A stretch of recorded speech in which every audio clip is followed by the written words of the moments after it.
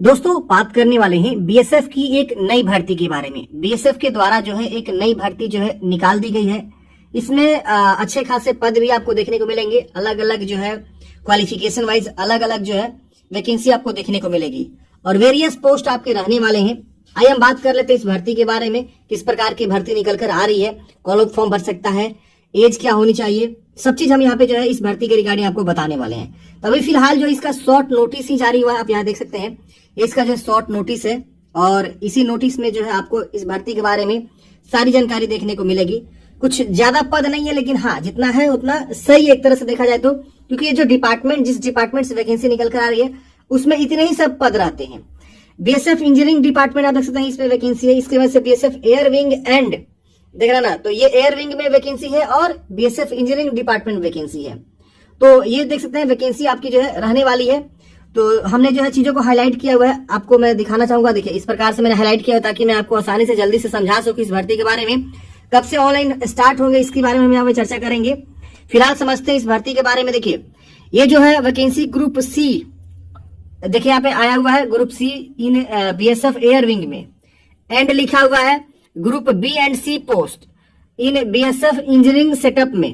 तो ये दो अलग अलग डिपार्टमेंट में, बीएसएफ के दो अलग अलग डिपार्टमेंट है, एक बीएसएफ एयर विंग और एक बीएसएफ इंजीनियरिंग सेटअप में वैकेंसी निकाली गई है। ऑल इंडिया के लोग फॉर्म भर सकते हैं, ऑनलाइन एप्लीकेशन भरे जाएंगे, यानी ऑनलाइन ही आपको फॉर्म भरना है। मेल एंड फीमेल दोनों कैंडिडेट्स यहाँ पे फॉर्म को अप्लाई कर सकते हैं। यहाँ पहले बताया गया है वैकेंसी इन बीएसएफ एयर विंग में कितनी है।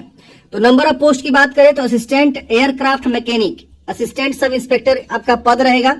और यहाँ रोटरी विंग में आपका जो है रहने वाला है पद, इसमें देखेंगे mechanical air frame and engine के लिए आपका एसटी में एक पद रिजर्व है। इसके वजह से इसकी वजह से यहाँ देखेंगे तो आपका जो है अगला पद रहने वाला है avionics, electrical instrument and radio radar में 3 पद आपको रहेंगे। जनरल में और एससी में 1 है और एसटी में 1 है, यानी 5 पद है। इसकी वजह से आपका फिक्स विंग में देखेंगे तो 2 प्रकार के पद है। मैकेनिकल के पद है जिसमें 1 पद आपको जो एसटी के लिए है और एक जो है एवियोनिक्स में है, इलेक्ट्रिकल एंड इंस्ट्रूमेंट में 1 पद है एसटी के लिए। तो ये आपके पद रहने वाले हैं। इसकी वजह से नंबर ऑफ वैकेंसी आप असिस्टेंट रेडियो मैकेनिक में देखेंगे तो ये आपकी वैकेंसी है जो कि आपका 2, किसी में 1 और यहाँ पे आप देखेंगे 8 एवियोनिक्स में है, 8 पद यहाँ देखने को मिलेगा। इस तरह से टोटल नंबर ऑफ वैकेंसी की बात करें तो 11 पद है यहाँ पे। और इसकी वजह से कांस्टेबल स्टोरमैन की इसी में वैकेंसी है, 3 पद है। इसका पे लेवल देखेंगे तो आपका जो लेवल 3 का रहने वाला है और इन सब वैकेंसी का जो पे लेवल रहने वाला है वो देखेंगे यहाँ पे लेवल 5 का रहने वाला है। तो ये वैकेंसी आपके रहने वाली है किसमें, तो बीएसएफ इन एयर विंग में। अब हम बात करें number of vacancy engineering department में, तो यहाँ पे ग्रुप बी टाइप की वैकेंसी है। एसआई वर्क के जो है आपके 13 पद रहने वाले हैं। इसकी वजह से एसआई जेई के जो है 8 पद रहने वाले हैं। जेई मतलब जूनियर इंजीनियरिंग। इसकी वजह से ग्रुप सी की वैकेंसी निकल के आ रही है। यहाँ देखिए नंबर ऑफ पोस्ट की बात करें तो हेड कांस्टेबल प्लम्बर के जो है 1 पद है, कारपेंटर के 1 पद है और कांस्टेबल जनरेटर ऑपरेटर के 13 पद है और कांस्टेबल जनरेटर मैकेनिक के 14 पद हैं और लाइनमैन के 9 पद हैं। तो इस तरह से वैकेंसी को जो है ग्रुप वाइज वैकेंसी को डिवाइड किया गया है। अब इस तरह के जो पद हैं जिसमें ग्रुप सी की पद रहने वाली है, ये सब जो पद है ग्रुप सी, इन सब का सैलरी आप यहाँ देख सकते हैं। यहाँ 2 पद जो है लेवल 4 की सैलरी है और बाकी की जो है 3 पद लेवल 3 की सैलरी है। और ऊपर के जो ग्रुप बी टाइप की वैकेंसी जिसमें एसआई की वैकेंसी, इसमें लेवल 6 की सैलरी है। तो ये आपकी सैलरी यहाँ पे जो है दिखाया गया है। अब यहाँ बात करें कि फॉर्म कब से स्टार्ट होगा, तो देखिए फॉर्म जो है एम्प्लॉयमेंट रोजगार समाचार में जिस दिन इसका नोटिफिकेशन आ जाएगा उससे 30 दिन के बाद जो है आपका फॉर्म, मतलब उससे उसी दिन से आवेदन स्टार्ट होगा और 30 दिन तक आप फॉर्म को अप्लाई करेंगे। यानी last date for acceptance of application will be 30 days from the date of publication. मतलब जिस दिन एडवर्टाइजमेंट में पब्लिश होगा, मतलब रोजगार समाचार में, उस दिन से जो है 30 दिन आपके लास्ट डेट रहेंगे फॉर्म भरने के लिए। और जो भी आपका एज लिमिट है, क्वालिफिकेशन है, वो क्रूशियल डेट लास्ट डेट पे आपका काउंट करे जाएंगे, यानी आपकी उम्र सीमा वगैरह जो है लास्ट डेट पे काउंट करी जाएंगी। बात करते हैं क्वालिफिकेशन की, तो देखिए असिस्टेंट एयरक्राफ्ट वैकेंसी के लिए अगर फॉर्म भरना चाहते हैं तो एसेंशियल क्वालिफिकेशन बोला गया कि 3 years diploma in relevant trade, यानी जिस ट्रेड से आप फॉर्म भरना चाहते हैं उस ट्रेड में आपके पास जो है 3 साल का डिप्लोमा होना चाहिए। Group x diploma issue by the Indian air force and preferable 2 years relevant aviation experience, तो जिनके पास एविएशन एक्सपीरियंस है उनको ज्यादा प्रेफरेबल मिलेगा। और ग्रुप एक्स डिप्लोमा आपके पास होना चाहिए। असिस्टेंट रेडियो मैकेनिक की जो पद है उसमें भी 3 इयर्स का डिप्लोमा चाहिए, तो आप फॉर्म भरेंगे। या बोला गया, यहाँ देखिए या लिखा है, यहाँ पे भी या लिखा हुआ है, या तो ये या तो ये, देख रहे ना। और दूसरा यहाँ पे बोला गया है कि आपको प्रेफरेबल उनको मिलेगा जो एविएशन में एक्सपीरियंस रखते हैं, यानी जो पायलट वगैरह जो होता है एविएशन डिपार्टमेंट। अब यहाँ पे देखिए दो है, एक 3 इयर्स का डिप्लोमा किया है टेलीकम्युनिकेशन में, इलेक्ट्रॉनिक्स में या जनरल सिविल एविएशन में, तो आप फॉर्म भर सकते हैं। और या बोला गया है कि group x radio diploma issue by the Indian air force, तो भी आप फॉर्म भर सकते हैं। और प्रेफरेबल उनको मिलेगा जिनके पास इसमें एक्सपीरियंस है।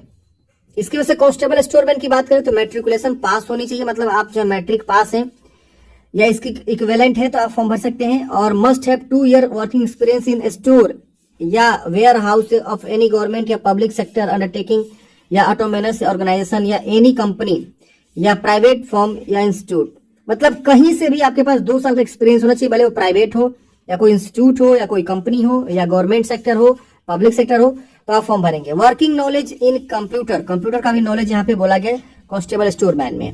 अब हम बात करते हैं अगले पद के बारे में। तो देखिए बीएसएफ इंजीनियरिंग सेटअप वाला जो डिपार्टमेंट में इसमें जो वैकेंसी निकाली गई है, इसमें आप देखेंगे तो सब इंस्पेक्टर वर्क्स की वैकेंसी है। तो इसमें 3 साल का डिप्लोमा बोला गया है सिविल इंजीनियरिंग में, तो आप फॉर्म को आवेदन दे सकते हैं किसी भी इंस्टीट्यूट से।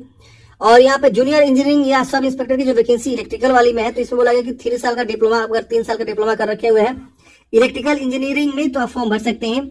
और हेड कांस्टेबल प्लम्बर की जो वैकेंसी, इसमें बोला गया कि अगर मैट्रिक आप पास है और आपके पास जो आईटीआई, जिस ट्रेड में फॉर्म भरना चाहते हैं, मतलब प्लम्बर में आपके पास आईटीआई होना चाहिए सर्टिफिकेट, तो आप फॉर्म भर सकते हैं। या 3 साल का एक्सपीरियंस भी है तो भी आप फॉर्म भर सकते हैं कोई भी रेपुटेटेड मतलब कंपनी में। कारपेंटर की वैकेंसी है तो मैट्रिक पास होने चाहिए और आईटीआई सर्टिफिकेट होना चाहिए आपको कारपेंटर में, या 3 साल का एक्सपीरियंस होना चाहिए, कोई एक होना चाहिए, या तो आईटीआई सर्टिफिकेट या 3 साल का एक्सपीरियंस। कांस्टेबल जनरेटर ऑपरेटर में देखेंगे तो इसमें बोला गया कि मैट्रिक आप पास होने चाहिए। आईटीआई ट्रेड में जो आपका इलेक्ट्रीशियन या वायरमैन या डीजल मोटर मैकेनिक, इसमें से कोई भी ट्रेड एक होना चाहिए, कोई एक ट्रेड में, तो आप फॉर्म भर सकते हैं।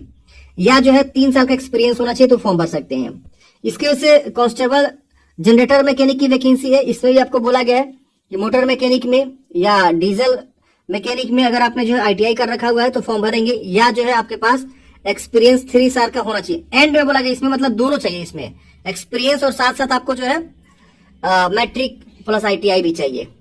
अब कांस्टेबल लाइनमैन की वैकेंसी है तो इसमें भी आपको मैट्रिक बोला गया है और मैट्रिक के साथ साथ आपको आईटीआई होनी चाहिए इलेक्ट्रिकल वायरमैन में या लाइनमैन में, और 3 ईयर का एक्सपीरियंस भी आपको बोला गया। किसी किसी में एक्सपीरियंस के साथ साथ आईटीआई चाहिए, किसी किसी में विदाउट या तो एक्सपीरियंस चाहिए या तो आईटीआई चाहिए, कोई एक होना चाहिए। देख रहे हो, जैसे यहाँ पे देखेंगे तो और लिखा हुआ है और यहाँ लिखा हुआ है एंड लिखा हुआ है, देखिए तो यही अंतर आपको समझना है। कंफ्यूज, यहाँ पे देखिए एंड लिखा हुआ है, अब यहाँ देखेंगे और लिखा गया, देख रहे ना, सॉरी यहाँ पे आपका जो है ये 3 ईयर का एक्सपीरियंस एंड लिखा हुआ, मतलब इसमें दोनों चाहिए एक्सपीरियंस के साथ साथ। यहाँ देखिए और लिखा हुआ है और, देख रहे ना, तो ये कंफ्यूज नहीं होना है, आपको सही से समझना है। अब यहाँ पे बात करें यहाँ पे एज लिमिट की, तो देखिए एज लिमिट में आपको बताया गया है कि अगर आप इस पद के लिए फॉर्म भरेंगे तो आपकी मैक्सिमम उम्र 28 वर्ष से ज्यादा नहीं होनी चाहिए। ये देखिए 28 वर्ष, 20 से 28 वर्ष इसके लिए कांस्टेबल स्टोरमैन के लिए। और सब इंस्पेक्टर के लिए फॉर्म भरेंगे तो इसमें आपको देखेंगे मैक्सिमम 30 ईयर्स, जूनियर इंजीनियरिंग में मैक्सिमम 30 ईयर्स और प्लम्बर में 18 से 25 ईयर्स, कारपेंटर में 18 से 25, कांस्टेबल जनरल ऑपरेटर 18 से 25, बाकी सब पद के लिए 18 से 25 वर्ष है।